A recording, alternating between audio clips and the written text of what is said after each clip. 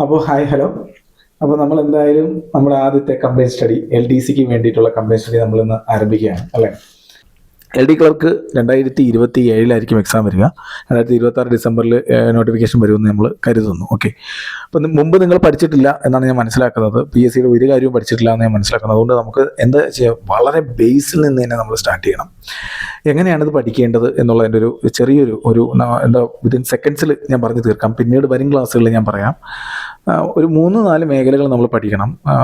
ആദ്യം നമുക്ക് എല്ലാവർക്കും അറിയുന്നുള്ള റാങ്ക് ഫയൽ പഠനം നമുക്ക് വേണം. റാങ്ക് ഫയൽ മാത്രം പഠിച്ചതുകൊണ്ട് ജോലി കിട്ടുമോ എന്ന് ചോദിക്കാം. റാങ്ക് ഫയൽ മാത്രം ഞാൻ സമയം അരച്ച് കലക്കി പഠിക്കട്ടെ എന്നൊക്കെ ചോദിക്കും. അപ്പോൾ റാങ്ക് ഫയൽ മാത്രം പഠിച്ചതുകൊണ്ട് ജോലി കിട്ടുമോ എന്ന് ചോദിച്ചാൽ അത് വളരെ ചാൻസ് കുറവാണ്. റാങ്ക് ഫയൽ മാത്രം പഠിച്ചാൽ കിട്ടില്ല. പിന്നെ എന്ത് ചെയ്യണം, ഡെയിലിയുള്ള പത്രം വായന വേണം. കാരണം കറണ്ട് അഫയേഴ്സിന് 20 മാർക്കിനോളം ചോദിക്കുന്നുണ്ട്. പ്രിലിംസ് ഇല്ലാതെ വന്നാൽ മെയിൻസിനായാലും നമുക്കത് എഴുതേണ്ടി വരും. അപ്പോൾ 20 മാർക്കിന് കറണ്ട് അഫയേഴ്സ് നമ്മൾ പത്ര കട്ടിങ്സ് ഡെയിലി നോക്കണം. അതിനൊന്നും നമുക്ക് സത്യം പറയാൻ സമയമില്ല. പത്രം നമ്മൾ ഡെയിലി ഇപ്പോൾ പത്രക്കാരനൊന്നും ഈ ഭാഗത്ത് കാണാനും പോലും ഇല്ല അല്ലേ. അപ്പോൾ അതുകൊണ്ട് തന്നെ നമുക്ക് പിന്നെ എങ്ങനെ യൂസ് ചെയ്യാൻ പറ്റും, പത്ര കട്ടിങ്സിനെ എങ്ങനെ കവർ ചെയ്യാൻ പറ്റുമെന്ന് വെച്ചാൽ അതിന് ഇഷ്ടംപോലെ ടെലഗ്രാം ഗ്രൂപ്പുകൾ, ഹെൽപ്പ് ചെയ്യുന്ന ഗ്രൂപ്പുകളുണ്ട്. പത്രവാർത്തകൾ എന്ന് പറയുന്നത് നല്ല ഗ്രൂപ്പുണ്ട്. ഞാൻ ഒരുപാട് പേർക്ക് അത് റെക്കമെൻഡ് ചെയ്തിട്ടുള്ള ഗ്രൂപ്പാണ്. അതിനകത്ത് ഡെയിലി പത്ര കട്ടിങ്സ് ഇടുന്നുണ്ട്. അത് ഒരുപാട് പേർക്ക് ഉപയോഗമുള്ള ഒരു ഗ്രൂപ്പാണ്. അങ്ങനെ പത്രവാർത്തകൾ നമ്മൾ നോക്കണം. അപ്പോൾ റാങ്ക് ഫയലായി, പത്രവാർത്തകളായി. അടുത്ത 3 പ്രീവിയസ് ക്വസ്റ്റ്യൻ നോക്കുക എന്നുള്ളതാണ്. പ്രീവിയസ് ക്വസ്റ്റ്യനും എക്സ്പ്ലനേഷൻസും ആ 4 ഓപ്ഷൻ എവിടെ തോന്നുന്നു, ആ 4 ടോപ്പിക്കും ഇതെല്ലാം വ്യക്തമായിട്ട് നമ്മൾ നോക്കണം. അപ്പോൾ പ്രീവിയസ് ക്വസ്റ്റ്യനായി. 4ാമത്തെ വളരെ ഇമ്പോർട്ടൻ്റ് ആണ് SSCRT അല്ലേ. അപ്പോൾ SSCRT 5ാം ക്ലാസ് മുതൽ 10ാം ക്ലാസ് വരെയുള്ള നോക്കണം. അപ്പോൾ ഒരു സംശയം വരാം നിങ്ങൾക്ക്. എന്താണ് സംശയം? ഇതിൽ ഇപ്പോൾ റാങ്ക് ഫയൽ മാത്രം പഠിച്ചാൽ മതിയോ? പോരാ. പ്രീവിയസ് ക്വസ്റ്റ്യൻ മാത്രം പഠിച്ചാൽ മതിയോ? പോരാ. SSCRT മാത്രം പഠിച്ചാൽ മതിയോ? പോരാ. ഡെയിലി പത്ര കട്ടിങ്സ് മാത്രം നോക്കിയാൽ മതിയോ? പോരാ. ഇതെല്ലാം ഉണ്ടെങ്കിൽ മാത്രമേ നമുക്ക് എന്ത് ചെയ്യാൻ പറ്റൂ, നമ്മുടെ ലക്ഷ്യം കൈവരിക്കാൻ പറ്റൂ. ഓക്കെ, ഒരു സ്ഥാപനത്തിനായാലും ഒരു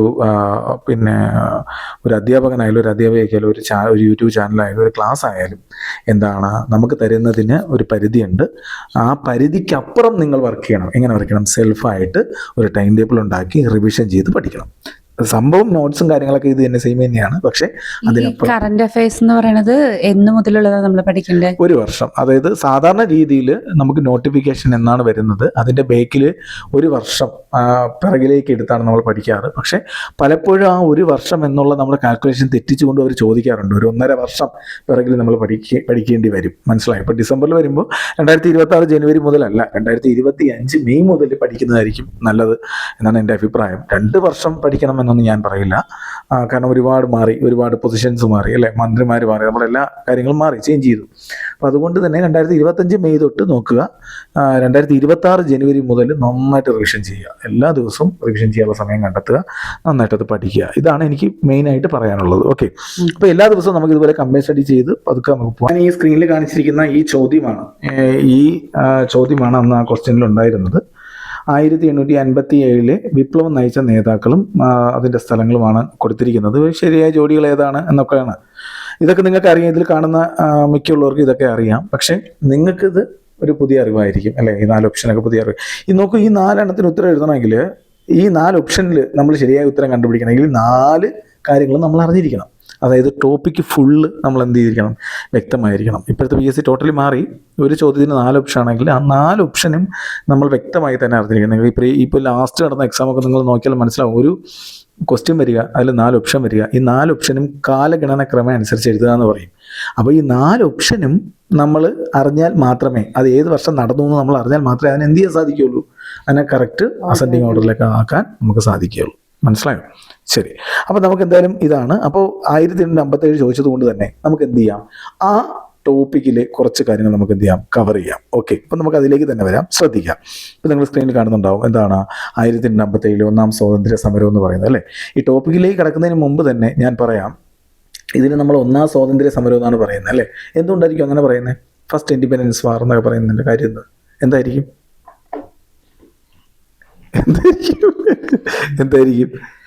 രാജ്യമൊട്ടാകെ ഇൻഡിപെൻഡൻസിന് വേണ്ടി ശ്രമിച്ച ഒരു സമയം. അതായത് അതിന് മുന്നേയും ഇൻഡിപെൻഡൻസിന് വേണ്ടിയിട്ട് ആൾക്കാർ ശ്രമിച്ചിട്ടുണ്ടായിരുന്നു. പക്ഷേ രാജ്യം മൊത്തം യുണൈറ്റ് ചെയ്ത് ഇൻഡിപെൻഡൻസ്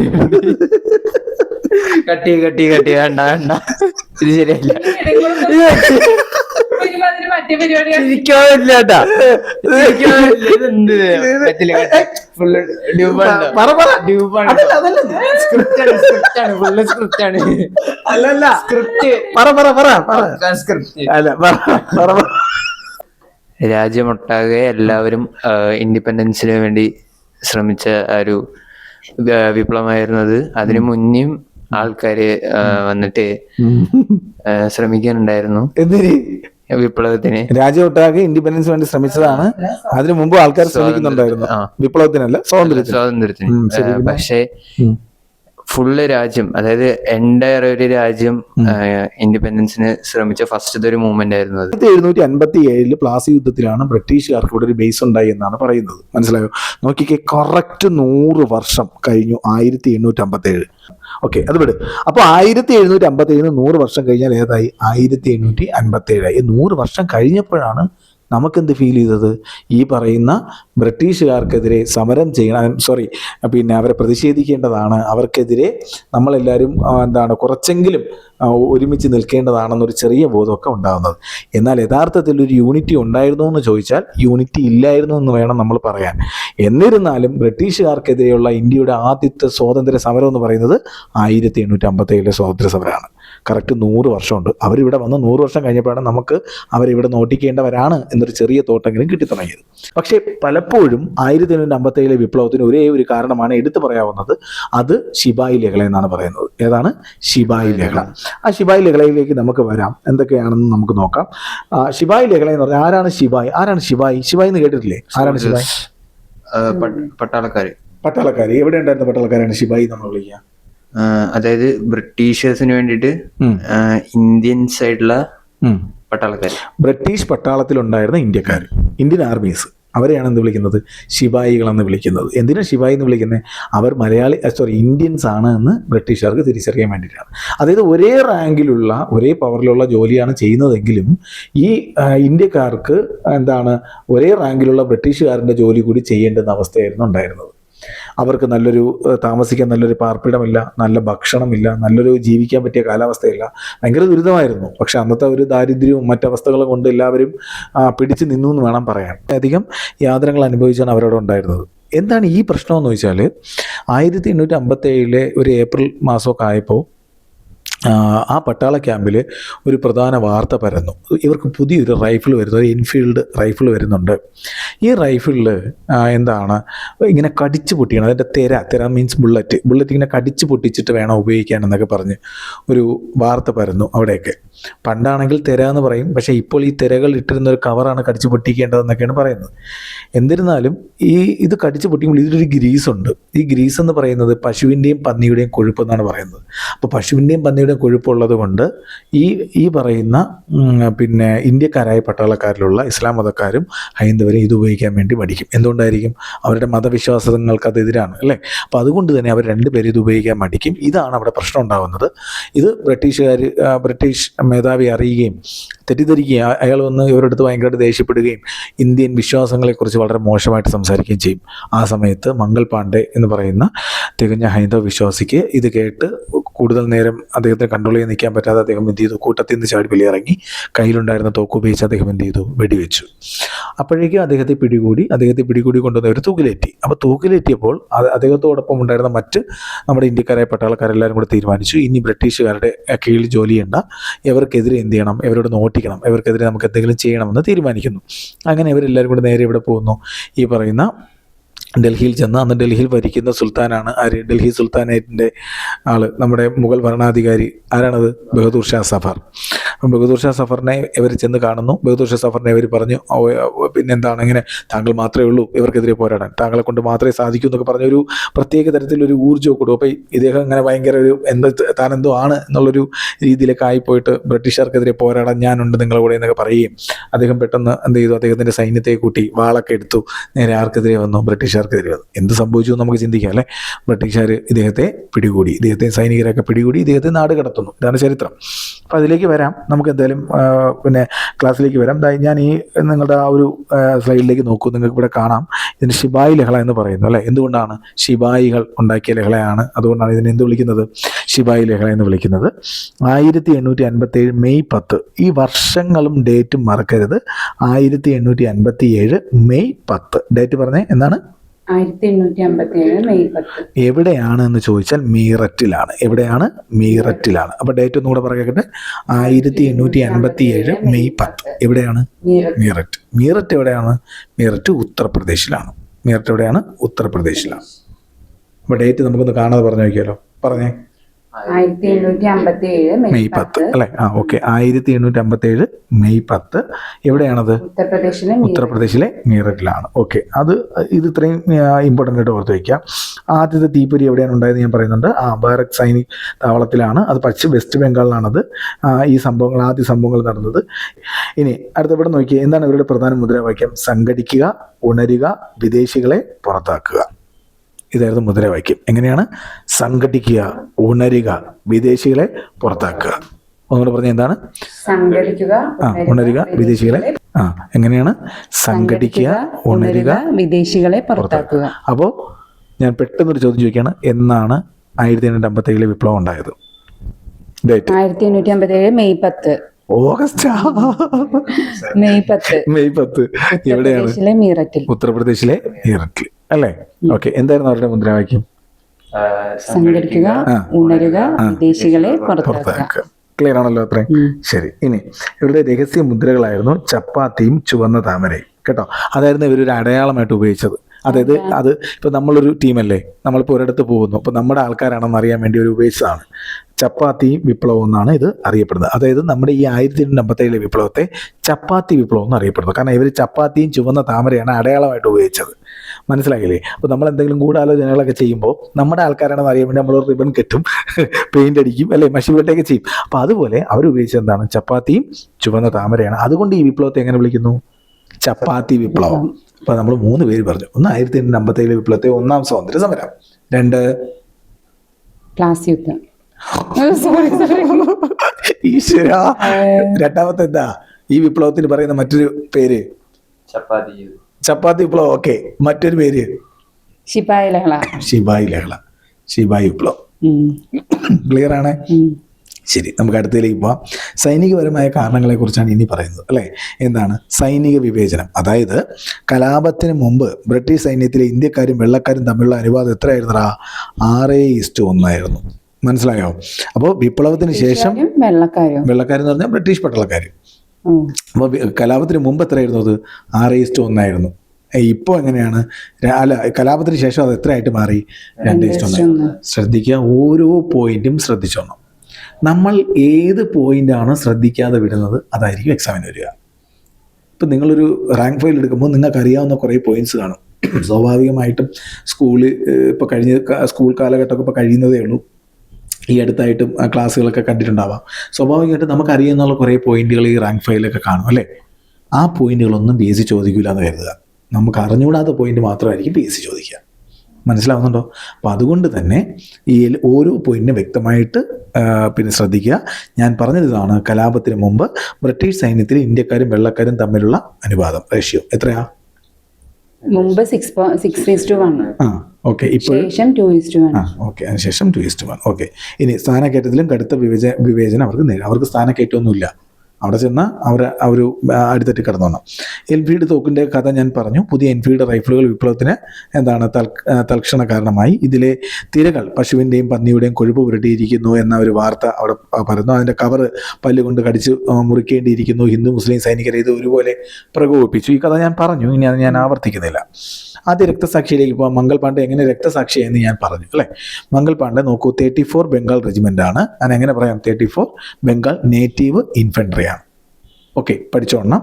ഒന്നാമത്തെ പോയിന്റ് ആണ്. മംഗൾ പാണ്ഡെ ഉണ്ടായിരുന്ന പട്ടാള യൂണിറ്റ് ആണ്, ആർമി യൂണിറ്റ് ആണ്. ഏതാണ്? 34 ബംഗാൾ നേറ്റീവ് ഇൻഫൻട്രി. ഒന്ന് പറഞ്ഞ എന്താണ്? 34 ബംഗാൾ നേറ്റീവ് ഇൻഫൻട്രി. ആരാണ് മംഗൾ പാണ്ഡെ? മംഗൾ പാണ്ഡെ ബ്രിട്ടീഷിലുണ്ടായിരുന്ന ഇന്ത്യൻ സൈനികൻ. ഓക്കെ, ശരി തന്നെയാണ്. പിന്നെ മംഗൾ പാണ്ഡെ എന്തിനാണ് രക്തസാക്ഷിയായത്? ഈ ഇതിനു വേണ്ടി ശബ്ദമുയർത്തിയ ഒരാളാണ്. ഏതിനു വേണ്ടി ശബ്ദമുയർത്തി? ഇതില് വെടിയുണ്ടകള്. ഏതിൽ വെടിയുണ്ടകള്? വെടിയുണ്ടകൾ നെയ്യ് പുരട്ടുന്നു എന്നുള്ളൊരു. നെയ്യല്ല, കൊഴുപ്പ്. ഗ്രീസിലെ അവർ ഈ പറയുന്ന പശുവിന്റെയും പന്നിയുടെയും കൊഴുപ്പ് പുരട്ടുന്നു എന്ന് പറഞ്ഞ് അപ്പൊ അതുമായി ബന്ധപ്പെട്ടുണ്ടായ പ്രശ്നത്തിൽ പ്രതികരിച്ച വ്യക്തിയാണ് ആരെന്ന് പറയുന്നത് മംഗൾ പാണ്ഡെ എന്ന്. അപ്പൊ ആരാണ് മംഗൾ പാണ്ഡെ എന്ന് വെച്ചാൽ നമ്മൾ പറയേണ്ടത് മംഗൾ പാണ്ഡെ ഒരു ശിപായിയാണ്. മംഗൾ പാണ്ഡെയാണ് ഇന്ത്യയുടെ ആദ്യത്തെ രക്തസാക്ഷി. അതാണ് പോയിന്റ്. ഇന്ത്യയുടെ ഒന്നാം രക്തസാക്ഷി അല്ലെങ്കിൽ ഇന്ത്യയുടെ ആദ്യത്തെ രക്തസാക്ഷി, first martyr of first independence war. ഇന്ത്യയുടെ ഒന്നാം സ്വാതന്ത്ര്യ സമരത്തിലെ ആദ്യത്തെ രക്തസാക്ഷി എന്നറിയപ്പെടുന്ന വ്യക്തിയാണ് ആരെന്ന് പറയുന്നത്. ആ മംഗൾ പാണ്ഡെയെ കുറിച്ച് നമ്മൾ ആദ്യത്തെ പോയിന്റ് പഠിച്ചു. എന്താണ് മംഗൾ പാണ്ഡെയുടെ ആർമി യൂണിറ്റ് ഏതാണ്? 34 Bengal native infantry. Okay, very good very good. അടുത്തത് ഇനി ഇദ്ദേഹം നമ്മൾ ഡീറ്റെയിൽ പറഞ്ഞു. എൻഫീൽഡ് തിരകൾ ഉപയോഗിക്കാൻ വിസമ്മതിച്ചത് ബ്രിട്ടീഷ് ഉദ്യോഗസ്ഥരെ ആക്രമിച്ചു അല്ലെ. ഇനി ഇദ്ദേഹത്തെ തൂക്കിലേറ്റിയ വർഷം, ഇത് തൂക്കിലേറ്റിയ കയറാണ് കേട്ടോ ഞാൻ ഈ വരച്ചത്. ഓക്കെ, തൂക്കിലേറ്റിയ വർഷം എന്നാണ് 1857 ഏപ്രിൽ 8. ഓർക്കണേ. ഇമ്പോർട്ടൻറ്റ്. ഏതാണ് മംഗൾ പാണ്ഡെ തൂക്കിലേറ്റിയ ഡേറ്റ് എന്നാണ്? 1857 ഏപ്രിൽ 8. ഒന്നുകൂടെ പറയടാ. 1857 ഏപ്രിൽ 8. ഒന്നുകൂടെ പറയടാ. 1857 ഏപ്രിൽ 8. ഒന്നുകൂടെ പറയടാ. 1857 ഏപ്രിൽ 8. ഒന്നുകൂടെ പറയടാ. 1857 ഏപ്രിൽ 8. നമുക്ക് ആദ്യമൊക്കെ പറയുമ്പോൾ ഒരു ചിരി വരും, ഒരു അല്ലേ, പക്ഷെ നമുക്ക് പിന്നീട് മനസ്സിലാവും നമ്മളിങ്ങനെ പറഞ്ഞു പഠിച്ചാലുള്ള ഗുണം. ഇപ്പൊ നമ്മൾ ആദ്യം ഒരു വർഷം പഠിച്ചു. ഏതാ? 1857 മെയ് 10. അതെന്താ സംഭവം? അത് ഒന്നാം സ്വാതന്ത്ര്യ സമരം. ഒന്നാം സ്വാതന്ത്ര്യ സമരം ആരംഭിച്ചത് എവിടെ ആരംഭിച്ചത്? മീററ്റിൽ. മീററ്റ് എവിടെയാ? ഉത്തർപ്രദേശ്. ഓക്കെ, ആദ്യത്തെ രക്തസാക്ഷി ആരാ? മംഗൾ പാണ്ഡെ. ഉണ്ടായിരുന്ന ആർമി യൂണിറ്റ് ഏതാ? ബംഗാൾ 34 ബംഗാൾ റെജിമെന്റ്. ഓക്കെ, ശരി. മംഗൾ പാണ്ഡെ തൂക്കിലേറ്റിയത് 1857 ഓഗസ്റ്റ് 8. എൻ്റെ ഒരു ചോദ്യം, എന്തുകൊണ്ടാണ് ഏപ്രിൽ 8? എൻ്റെ ചോദ്യം ഇതാണ്, മംഗൾ പാണ്ഡെ തൂക്കിലേറ്റി അല്ലെങ്കിൽ മംഗൾ പാണ്ഡെ പ്രതികരിച്ചത് എന്തുകൊണ്ടാണ്? മംഗൾ പാണ്ഡെ വീണ്ടും ചോദ്യങ്ങൾ ആവർത്തിക്കുന്നത് വന്നിട്ട് റിലീജിയസ്, അയാളൊരു നല്ല ഹൈന്ദവനായിരുന്നു. അപ്പൊ അങ്ങേരുടെ റിലീജിയനെ ക്വസ്റ്റ്യൻ ചെയ്ത് വിട്ടപ്പോ അങ്ങേരെ ഇടപെട്ടതാണ്. ശരി, എന്തായിരുന്നു വിപ്ലവം പെട്ടെന്ന് പൊട്ടിപ്പുറപ്പെടാനുണ്ടായ റീസൺ? 1857 വിപ്ലവം പെട്ടെന്ന് പൊട്ടിപ്പുറപ്പെടാനുണ്ടായ ഇമ്മീഡിയറ്റ് കോസ്? അതായത് ഇവർക്ക് അതായത് ശിപ്പായികൾക്ക് വേണ്ടിയിട്ട് വോയിസ് ഉയർത്താൻ മംഗൾ പാണ്ഡെ അദ്ദേഹത്തിന്റെ സുഹൃത്തും മാത്രമേ ഉണ്ടായിരുന്നുള്ളൂ. അപ്പൊ ഇവര് രണ്ടുപേര് തൂക്കിലേറ്റിയപ്പോൾ അവർക്ക് ഒരു ഡിസ്ട്രസ്.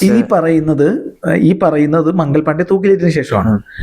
വിപ്ലവം പെട്ടെന്ന് പൊട്ടിപ്പുറപ്പെടാനുണ്ടായ കാരണം ചോദിച്ചാൽ, ഇതാണ് ഞാൻ നേരത്തെ പറഞ്ഞത്.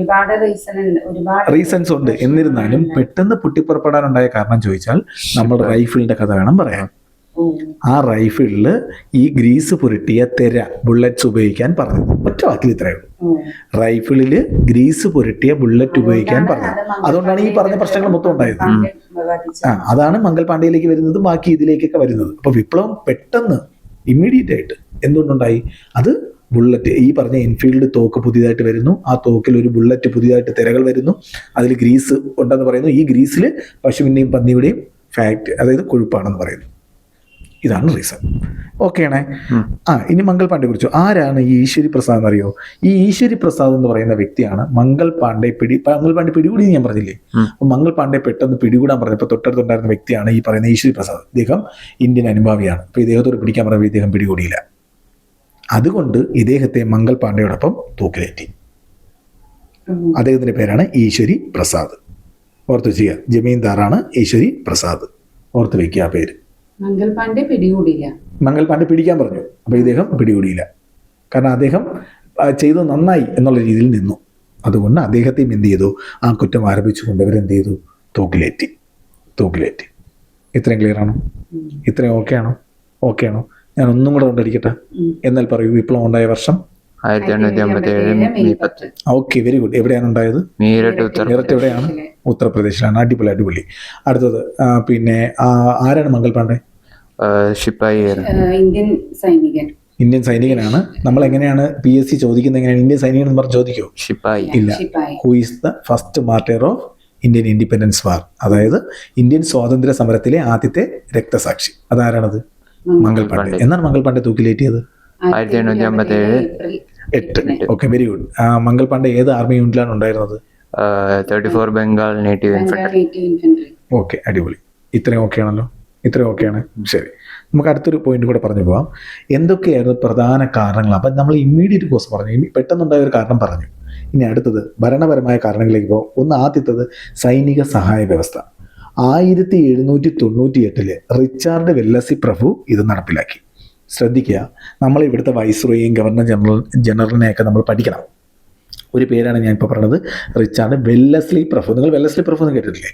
ഉണ്ടാവും. റിച്ചാർഡ് വെല്ലസ്ലി പ്രഭു. പറഞ്ഞേ, റിച്ചാർഡ് വെല്ലസ്ലി പ്രഭു. ഒന്നുകൂടെ പറ, റിച്ചാർഡ് വെല്ലസ്ലി പ്രഭു. ഒന്നുകൂടെ പറ, റിച്ചാർഡ് വെല്ലസ്ലി പ്രഭു. ഒന്നുകൂടെ പറ, റിച്ചാർഡ് വെല്ലസ്ലി പ്രഭു. അപ്പൊ സൈനിക സഹായ വ്യവസ്ഥ 1798 വർഷമാണ്. 1798 പറഞ്ഞേ, 1798. പറ 1798. ഒന്നുകൂടെ 1798. ആളാരാണ്? അടിപൊളി. നമ്മൾ എന്തിനെ കുറിച്ച് ഇപ്പൊ പറഞ്ഞുകൊണ്ടിരിക്കുന്നത്? സൈനിക സഹായ വ്യവസ്ഥ. അടിപൊളി, സൂപ്പർ. സൈനിക സഹായ വ്യവസ്ഥ 1798 റിച്ചാർഡ് വെല്ലസി പ്രഭു ഇദ്ദേഹമാണ് നടപ്പിലാക്കിയത്. ഓക്കെ. ഇനി നാട്ടുരാജ്യങ്ങളെ ബ്രിട്ടീഷ് എന്ത് ചെയ്തു? സൈനിക നിഴലിലാക്കി അവരുടെ സ്വാതന്ത്ര്യം കവർന്നെടുക്കാൻ ഇത് സഹായിച്ചു. അതായത് സൈനിക സഹായ വ്യവസ്ഥ എന്ന് വെച്ചാൽ നാട്ടുരാജാവിൻ്റെ അടുത്ത് ഇവർ വന്നിട്ട് പറയും, നിങ്ങളുടെ എന്താണ് അതിൽ ഞങ്ങളുടെ ആൾക്കാരെ നിർത്തും. മനസ്സിലായോ? പകരം നിങ്ങൾ എന്ത് ചെയ്യണം? അവർക്ക് ഈ പറയുന്ന ചെലവും കാര്യങ്ങളൊക്കെ കൊടുത്തു വേണം. അപ്പോൾ സ്വാഭാവികമായിട്ടും സൈനികരായിട്ട് നിൽക്കുകയല്ലേ, മറ്റ് നാട്ടുരാജ്യങ്ങളൊന്നും ആക്രമിക്കില്ലല്ലോ എന്ന് പറഞ്ഞ് ഇവിടുത്തെ നാട്ടുരാജാക്കന്മാർ അതിനൊക്കെ എന്ത് ചെയ്തു? സമ്മതം മൂളി. അപ്പോൾ പിന്നീട് ഇത് അവർക്ക് തന്നെ വലിയ പാരായിട്ട് മാറി. മനസ്സിലാവുന്നുണ്ടോ? അപ്പോൾ അതാണ് സൈനിക സഹായ വ്യവസ്ഥ. വർഷം 1700. ഞാൻ ഡീറ്റെയിലിങ്ങിൽ കടക്കുന്നില്ല, കാരണം ഡീറ്റെയിൽ ആയിട്ട് നമ്മൾ പിന്നീട് ക്ലാസ് വരും, വൈസ്രോയും ഗവർണർ ജനറലും വരും. അപ്പോൾ ഞാൻ പറയും, ഇത് ഞാൻ ജസ്റ്റ് ഒന്ന് പറഞ്ഞു പോകുന്നേ ഉള്ളൂ. അപ്പോൾ 1798 റിച്ചാർഡ് വെല്ലസ്ലി പ്രഭു ആണ് എന്ത് നടപ്പിലാക്കിയത്? സൈനിക സഹായ വ്യവസ്ഥ ഇന്ത്യയിൽ നടപ്പിലാക്കിയത്. അതൊരു റീസൺ ആയിരുന്നു. ഇപ്പോൾ 2 റീസൺ പഠിച്ചില്ലേ? ഒന്ന് ഇമ്മീഡിയറ്റ് കോസ് നമ്മൾ പഠിച്ചു, പെട്ടെന്നുണ്ടാകാനുള്ള കാരണം, റൈഫിളിൻ്റെ കഥ. രണ്ടാമത്തത് സൈനിക സഹായ വ്യവസ്ഥ. 3 ദത്തവകാശ നിരോധന നിയമം. അതായത് ബ്രിട്ടീഷുകാർ ഇന്ത്യയിൽ വന്നപ്പോൾ അവരെന്തിനാ പ്രധാനമായിട്ട് ഇന്ത്യയിൽ നോക്കിയത്? ഇവിടുത്തെ വസ്തുക്കളൊക്കെ അവരോടൊപ്പം ചേർക്കാനാണ്, അല്ലേ? അപ്പോൾ അവർ നോക്കി, അവരിങ്ങനെ പല കാരണങ്ങൾ കൊണ്ട് പറഞ്ഞ് ഓരോ വസ്തുക്കളും പിടിച്ചെടുത്തുകൊണ്ടിരിക്കുക. അപ്പോഴാണ് അവരൊരു കാര്യം ശ്രദ്ധിച്ചത്, ഇവിടുത്തെ രാജാക്കന്മാർക്ക് അവരുടെ രക്തബന്ധത്തിൽ പറഞ്ഞ കുട്ടികളില്ലെങ്കിൽ അവർ രാജഭരണം എന്ത് ചെയ്യും? ഒരു കുട്ടിയെ ദത്തെടുത്തിട്ട് അതിലൂടെ തുടർന്നു പോകും, അടുത്ത തലമുറയായിട്ട് കരുതും. അപ്പോൾ ഇവർ ചിന്തിച്ചു, ഈ പരിപാടി നിർത്തലാക്കണം. ഇത് നിർത്തലാക്കി കഴിഞ്ഞാൽ ആ രാജഭരണം അവിടെ അവസാനിക്കൂലേ? അപ്പോൾ ഇവരെന്ത് ചെയ്തു? പുതിയൊരു നിയമം ഇറക്കി. അതിനെ ഡോക്ട്രിൻ ഓഫ് ലാപ്സ് എന്നാണ് പറയുക. അതായത് ദത്തവകാശ നിരോധന നിയമം നടപ്പിലാക്കിയ വ്യക്തി ഡൽഹൌസിയാണ്. ആരാണ് നടപ്പിലാക്കിയത്? ഡൽഹൌസിയാണ്. അപ്പോൾ ഇദ്ദേഹം എന്ത് ചെയ്തു? ഈ പറയുന്ന ദത്തവകാശ നിരോധന നിയമം നടപ്പിലാക്കിയിട്ട് പറഞ്ഞു, രക്തബന്ധത്തിൽ പിറന്ന ആൺകുട്ടിയോ പിന്നെ കുട്ടിയോ ഇല്ലാതെ വന്നാൽ എന്ത് ചെയ്യരുത്? ഇനി മുതൽ അവരുടെ രാജഭരണം തുടർന്ന് പോകരുത്, അവിടെ വെച്ച് അവസാനിപ്പിക്കുകയും അവരുടെ സ്വത്തുവകകളൊക്കെ ആർക്ക് കൈമാറണമെന്നും ബ്രിട്ടീഷുകാർക്ക് കൈമാറണമെന്നും പറയുകയും ചെയ്തു. ഈ നിയമമാണ് ഏത്? ദത്തവകാശ നിരോധന നിയമം. ഇത് ഏത് വർഷം വന്നെന്ന് നോക്കിയേ? 1848. സ്വത്തവകാശമാണോ അതോ ഭരണമാണോ ബ്രിട്ടീഷുകാർക്ക് കൈമാറുന്നത്? അല്ല, സ്വത്തവകാശം. അതായത് ദത്തവകാശ നിരോധന നിയമത്തെ കുറിച്ചാണ് ഞാൻ പറഞ്ഞത്. അപ്പൊ അത് ഇപ്പം ഞാനൊരു രാജാവാണെന്ന് കരുത്, എന്റെ രക്തബന്ധത്തിൽ പറഞ്ഞ ഒരു കുട്ടി എനിക്ക് ഇല്ല എന്ന് കരുത്. അങ്ങനെയാണെങ്കിൽ എനിക്ക് എന്റെ രാജഭരണം തുടർന്ന് പോകണ്ടേ? എന്റെ സ്വത്തുമില്ല, ആ കൊട്ടാരവും അതിന്റെ അധികാരങ്ങളും, കൊട്ടാരമല്ല അവരുടെ ആ പാർലമെന്റ്സും അവരുടെ അധികാരങ്ങളും അവരുടെ കീഴിലുള്ള പ്രദേശങ്ങളും മൊത്തം ആർക്ക് പോവും? ഈ പറയുന്ന ബ്രിട്ടീഷുകാർക്ക് പോവും ഫുള്ള്. അതാണ് അവർക്ക് സഹിക്കാൻ പറ്റാതായത്. ഈ ദത്തവകാശ നിരോധന നിയമം ഉള്ളത് കൊണ്ടാണ് നമ്മൾ ഝാൻസി റാണിയെ പഠിക്കുന്നത്. ഈ ദത്തവകാശ നിരോധന നിയമം ഉള്ളത് കൊണ്ടാണ് ഝാൻസി റാണിയാണ് ഈ ദത്തവകാശ നിരോധനം ഉള്ളത് കൊണ്ടാണ് നമ്മൾ നാനാ സാഹിബിനെ പഠിക്കുന്നത്. മനസ്സിലായോ? ദത്തവകാശ നിരോധന നിയമം ഉള്ളത് കൊണ്ടാണ് നമ്മൾ താന്തിയ തോപ്പിയെ പഠിക്കുന്നത്. മനസ്സിലായോ? ഇവരൊക്കെ സ്റ്റാർട്ട്. അപ്പോൾ ഈ ദത്തവകാശ നിരോധന നിയമമാണ് ഈ പറയുന്ന ഡൽഹൌസി 1848 നടപ്പിലാക്കിയത്. മനസ്സിലായല്ലോ? അത് ഏതാണ്ട് സ്വന്തമായി ആൺമക്കളില്ലാത്ത നാട്ടുരാജാക്കന്മാരുടെ രാജ്യങ്ങൾ ബ്രിട്ടീഷ് സാമ്രാജ്യത്തോട് കൂട്ടിച്ചേർക്കും. അപ്പോൾ അതുകൊണ്ടാണ് ഝാൻസി റാണി എന്ത് ചെയ്തത്? ഈ പറയുന്ന ബ്രിട്ടീഷുകാർക്കെതിരെ പോരാടിയത്. അതുകൊണ്ടാണ് നാനാ സാഹിബും ഈ പറയുന്ന ബ്രിട്ടീഷുകാർക്കെതിരെ പോരാടിയത്. മനസ്സിലായോ? നാനാ സാഹിബിൻ്റെ സൈനിക തലവനായിരുന്നു താന്തിയ തോപ്പി. അതുകൊണ്ടാണ് ഇവരെയൊക്കെ നമ്മൾ പഠിക്കുന്നത്. മനസ്സിലായോ? ഇനി അടുത്തത് ഈ പറയുന്ന ഔദ് എന്ന് പറയുന്ന സ്ഥലം കേട്ടോ. ഔദ് എന്ന് പറയുന്ന സ്ഥലം അതൊരു പ്രധാന സ്ഥലമായിരുന്നു. ഭരണാധികാരികളിൽ നിന്നും ദുർഭരണം ആരോപിച്ച് ബ്രിട്ടീഷുകാർ പിടിച്ചെടുത്ത പ്രധാന നാട്ടുരാജ്യമായിരുന്നു ഔദ്. ഇതൊരു വലിയ പ്രതിഷേധത്തിന് കാരണമായി. ഇങ്ങനെ ഒട്ടനവധി കാരണങ്ങൾ ഉള്ളത് കൊണ്ടാണ് 1850 ഇതെല്ലാം ആ വർഷം എല്ലാവരും കൂടെ ഒരുമിച്ച് ബ്രിട്ടീഷുകാർക്കെതിരെ പോരാടാൻ തുടങ്ങി. അപ്പോഴാണ് അതൊരു വലിയ വിപ്ലവമായി തീർന്നത്. മനസ്സിലായോ? ഇപ്പൊ ഒരു ഐഡിയ കിട്ടിയല്ലോ അല്ലേ? ഐഡിയ കിട്ടിയില്ലേ ഇപ്പോൾ? ഓക്കെ, ഇനി നോക്ക് സൈനിക ഘടനയിലെ മാറ്റം. അതായത് കലാപത്തിന് മുമ്പ് ബ്രിട്ടീഷ് ഇന്ത്യൻ സൈന്യത്തിൽ 6 സൈനികർക്ക് ഒരു വെള്ളക്കാരൻ എന്ന തോന്നലായിരുന്നു.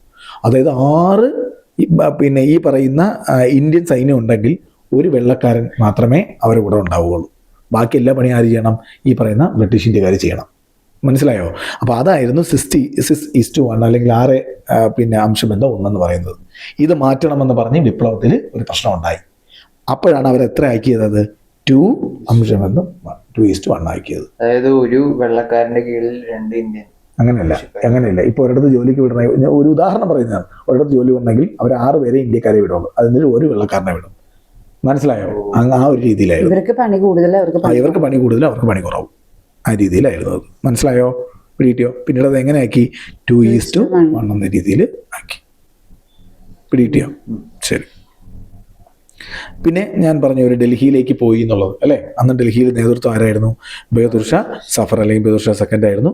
വിപ്ലവകാരികൾ ഡൽഹി പിടിച്ചടക്കുകയും അവസാന മുഗൾ ചക്രവർത്തിയായ ബഹദൂർ ഷാ രണ്ടാമനെ ഇന്ത്യയുടെ ചക്രവർത്തിയായിട്ട് ഇവർ എന്ത് ചെയ്തു? പ്രഖ്യാപിക്കുകയും ചെയ്തു. താങ്കളാണ് ഞങ്ങളുടെ ചക്രവർത്തി, ഇനി വേറെ ആർക്കും ബ്രിട്ടീഷുകാരെ പിടിച്ചെടുക്കാൻ പറ്റില്ല, താങ്കൾ വരണം എന്നൊക്കെ പറഞ്ഞുകൊണ്ട് ഇദ്ദേഹത്തെ അങ്ങ് പറഞ്ഞു നോക്കി.